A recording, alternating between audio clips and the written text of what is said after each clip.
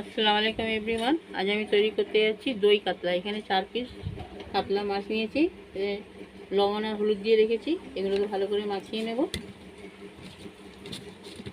এখানে আমি টক দই ফেটিয়ে রেখেছি 4 চামচ। এইখানেতে কাজু বাদাম আর চারমগজ বাটা আছে। আর এখানে আমি নিয়েছি 1/2 চামচ হলুদ গুঁড়ো, 1/2 চামচ লঙ্কার গুঁড়ো, 1/2 চামচ ধনে গুঁড়ো, 1/4 চামচ জিরে গুঁড়ো আর 1/2 চামচ আদার গুঁড়ো। এটা আমি একটু জল দিয়ে একটা পেস্ট তৈরি করে নেব।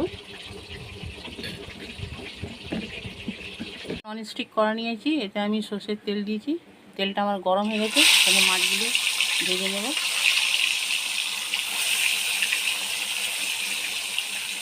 এখানে আমার মাছটা ভাজা হয়ে গেছে, এবার আমি মাছগুলোকে তুলে নেব।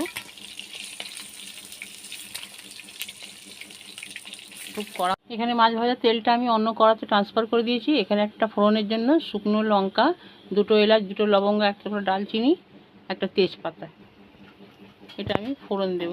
এটাকে একটু ভাজা ভাজা করে নিই। তেলটা আমার গরম, ফোড়নটা ভাজা হয়ে গেছে। এখানে আমি 2 চামচ পেঁয়াজ বাটা দিলাম।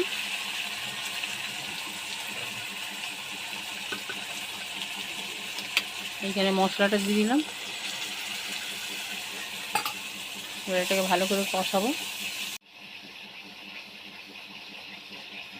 মশলাটা এখানে আমার কষানো হয়ে এসছে। স্বাদ মতো লবণ দেব।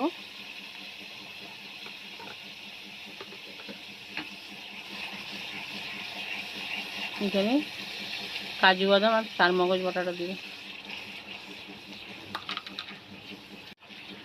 এখানে মশলা আর কাজু বাদামটা ভালো করে আমি কষিয়ে নিলাম। এবার এখানে আমি টক দইটা দিয়ে দেবো। টকটা ব্যালেন্স করার জন্য অল্প একটু চিনি দেবো।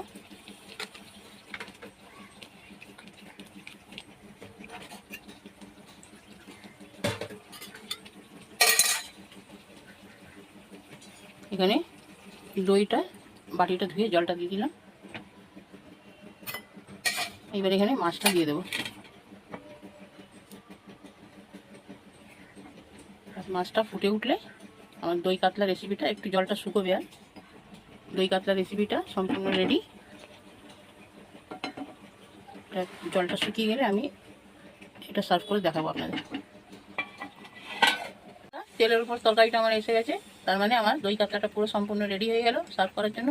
আমি এখানে আপনাদের সার্ভ করে দেখাচ্ছি।